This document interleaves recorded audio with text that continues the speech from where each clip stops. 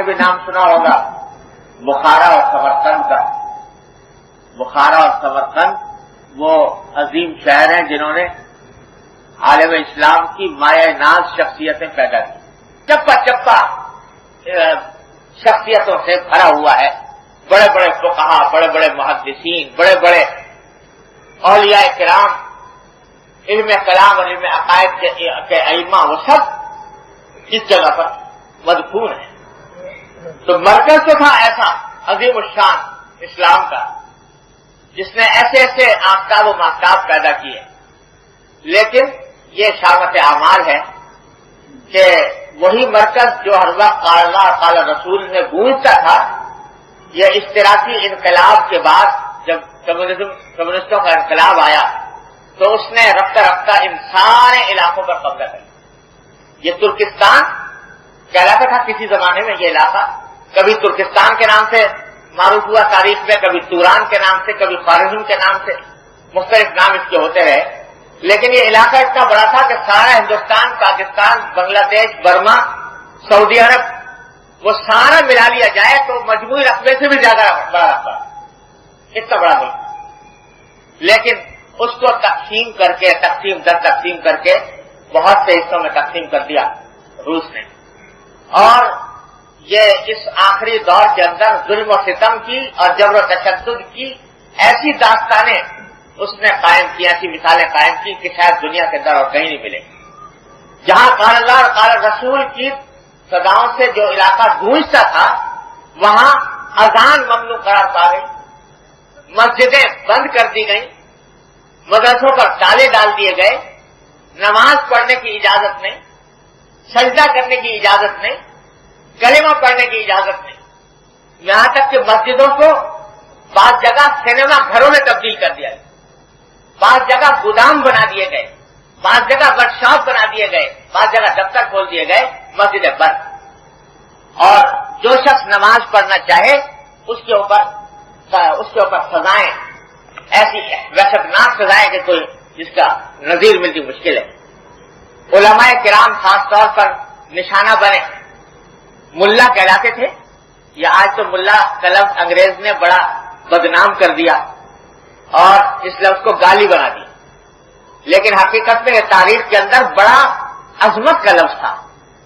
اور جس کی بہت تعظیم کرنی ہوتی تھی، جو بڑا پڑھا لکھا، بڑا عالم و قابل آدمی ہوتا تھا، اس کو ملا کا خطاب ملتا تھا. اور ان علاقوں میں اس کو دام اللہ کہا جاتا تھا. دام اللہ کے معنی بہت بڑا علامہ. لیکن یہ انگریز نے اور غیر مسلم طاقتوں نے یہ دیکھ کر کہ ہمارا سب سے بڑا دشمن یہ ملا ہی ہے، لہذا ملا کو اتنا بدنام کیا، اتنا بدنام کیا، اتنا بدنام کیا کہ یہ گالی بن گیا لفظ. لیکن حقیقت میں یہ ملا ہی تھا جس نے اس 70 سال کی زبردست مشقتوں کو جھیل کر اس قوم کے اندر کم از کم ایمان کی حفاظت کر. اس کے ساتھ یہ سلوک ہوا کہ جس شخص کے بارے میں معلوم ہو گیا کہ اس کا علم دین سے کوئی تعلق ہے ذرا سا بھی، اس کے لیے خندقیں کھودی گئی. خندقوں کے اندر چونا بھر کے اس کے اندر علماء کو ایک ساتھ دھکا دے دیا گیا کہ وہ چونوں میں طرف طرف کا ختم ہو گئے. ایسے بھی واقعات پیش آئے کہ ان کو اٹھا کر سائبیریا کے علاقے میں جلا وطن کر دیا جہاں درجہ حرارت -60 ڈگری ہوتا ہے، -60 جہاں درجہ حرارت ہوتا ہے کہ کوئی انسان کے لیے زندہ رہنا مشکل ہے، وہاں پر لے جا کر جلا وطن کر دیا کہ ان کے لیے کوئی راستہ موجود نہیں ہے. یہ مشقتیں ان کے اوپر ڈالی. بہت سو کو ناخن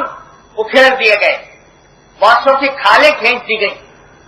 اور روز یہ منظر آنکھوں کے سامنے آیا کرتا تھا علماء کرام کہ یہ علماء کے ساتھ کیا سلوک ہو رہا ہے. لیکن اسی حالت میں اللہ تبارک و تعالیٰ کے ان بندوں کو اللہ نے توفیق دی کہ 70 سال اس عالم میں گزرے ہیں اس جبر و تشدد کی فضا میں، لیکن اس کے بعد بھی اللہ تبارک و تعالیٰ نے ان کو توفیق دی کہ چھپ چھپ کر خفیہ طریقے سے تہخانوں میں بیٹھ کر اور خفیہ حجروں میں بیٹھ کر انہوں نے قال اللہ اور قال رسول کو نہیں چھوڑا. ہم سمرقند کے اندر ایک امام صاحب کے دعوت پر ان کے مسجد میں جا کر مقیم ہوئے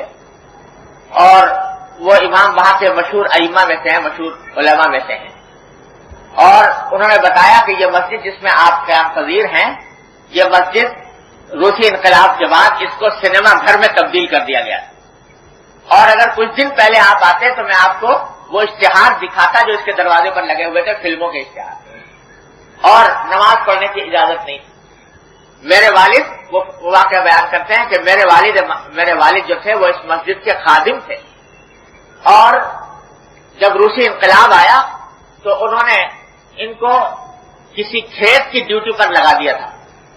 کسی کھیت کی خدمت کے کام پر لگا دیا تھا، تو صبح سے لے کر فجر کے بعد سے 2-3 بجے تک وہ کھیت کے اوپر کام کرتے، محنت مشقت کرتے، اور جب 2-3 بجے گھر واپس آتے تو نماز پڑھنا چاہتے تھے، زور کی نماز،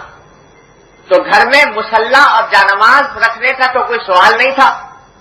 اس واسطے کہ کسی بھی وقت چھاپا پڑ جائے اور جانماز اگر برآمد ہو جائے تو پورے گھر کی خیر نہیں، اس لیے جانماز رکھنے کا سوال نہیں تھا۔ تو وہ لیکن نماز پڑھتے ویسے ہی فرش کے اوپر،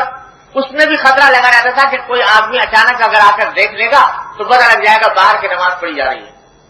تو وہ یہ کرتے کہ اپنی اہلیہ کو،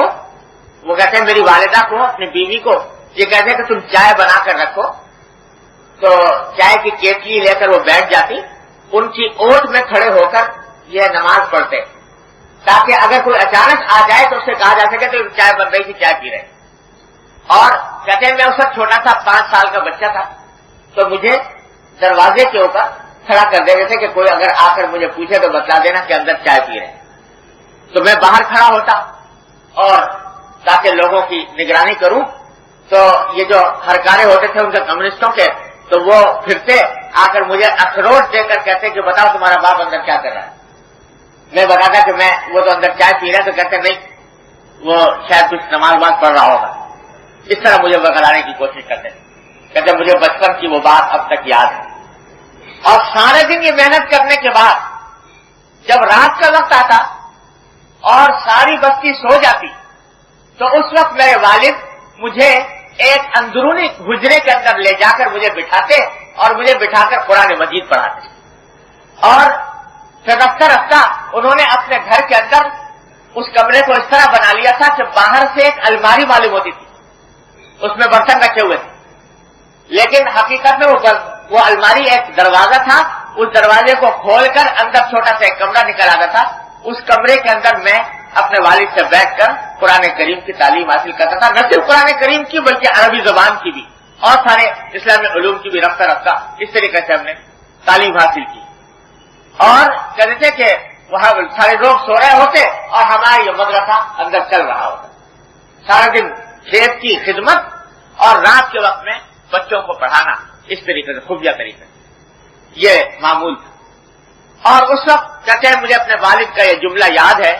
کہ میرے والد نے کہا تھا کہ بیٹا میں تو پتہ نہیں کب دنیا سے رخصت ہو جاؤں،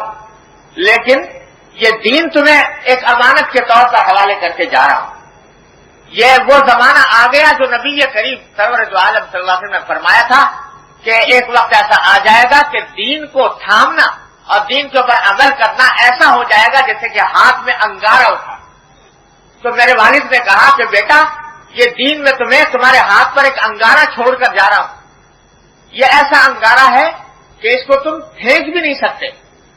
اگر پھینک دو گے تو یہاں کا انگارہ تو دور ہو جائے گا، جہنم کے انگارے تمہارا استقبال کریں، اس واسطے اس انگارے کو پھینک بھی نہیں سکتے، لیکن اگر اس کو ہاتھ میں رکھو گے تو اس کی تپش اور جلن تو جب تک وہ انگارہ موجود ہے تمہارے ہاتھ محسوس کریں گے، اس کو تمہیں گوارا کرنا ہوگا، اس پر تمہیں صبر کرنا ہوگا۔ اسی طرح اللہ کے بندوں نے اپنے دین کو محفوظ رکھا، اور جہاں جہاں ملا کوئی آباد تھا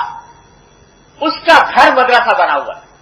رات کا یہ شبینہ مدرسہ جو خفیہ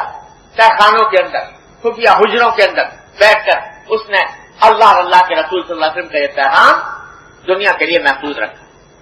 آج ملا کو گالیاں دینے والے تو بہت ہیں، ملا کو بدنام کرنے والے بھی بہت، اور ملا کی برائیاں کرنے والے بھی بہت، لیکن یہ نہیں جانتے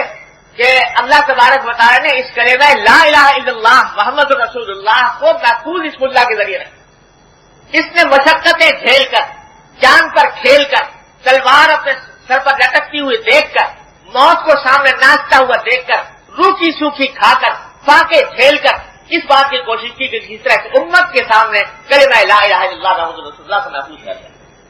اور اللہ تبارک و تعالیٰ نے اس سے یہ کام کیا۔ آج بھی اگر اس علاقے کے اندر کچھ تھوڑا بہت دین نظر آتا ہے تو وہ انہی قربانیوں کا نتیجہ ہے۔ بہت سے علماء ملتے تھے اور ان سب علماء کے سے باتیں عربی زبان میں ہو جاتی تھی، اور تو کوئی راستہ ان سے گفتگو اٹھانے، عربی زبان میں بات ہو جاتی، عربی اچھی خاصی بولتے تھے۔ تو جس سے ہم پوچھتے کہ بھائی عربی آپ نے کہاں سے سیکھی، تو ہر شخص یہ کہتا کہ صاحب ہم نے حجرے میں سیکھی، حجرے میں سیکھی۔ حجرے سے مراد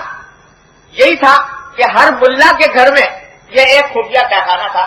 جس میں بیٹھ کر یہ تعلیم حاصل ہو رہی ہوتی تھی، لوگ خواجہ راحت کے مزے لے رہے ہوتے اور یہ اللہ کے بندے اللہ رسول کا پیغام آپس میں ایک دوسرے سے ذکر کر رہے ہوتے۔ اس طرح اللہ نے ان کے ایمان کو محفوظ رکھا، اور حقیقت یہ ہے کہ ایمان کی حلاوت ان کو حاصل ہے۔ ہمیں آپ کو ورثے میں مل گیا اسلام، بیٹھے بٹھائے اللہ نے اپنے فضل و کرم سے ایک مسلمان گھرانے میں پیدا کر دیا، ماں باپ مسلمان تھے، اور اس کے نتیجے میں اللہ تبارک و تعالیٰ نے یہ دین اور ایمان کی دولت عطا فرما دی۔ کوئی کانٹا اس دین کو حاصل کرنے کے لیے پاؤں میں نہیں چبھا، کوئی قربانی دینی نہیں پڑی، کوئی فاقہ سہنا نہیں پڑا،